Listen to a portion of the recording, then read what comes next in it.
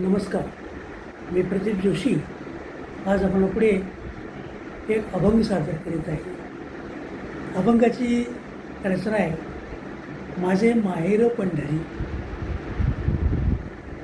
माझे माहेर पंढरी, माझे माहेर पंढरी, आहे भीमरेच्या तीरी, आहे भीमरेच्या तीरी.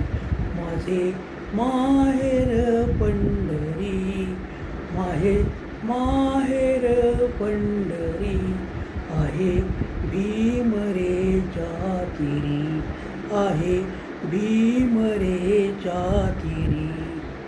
बाप आणि आई माझी विठ्ठल रखुमाई, बाप आणि आई माझी विठ्ठल रखुमाई.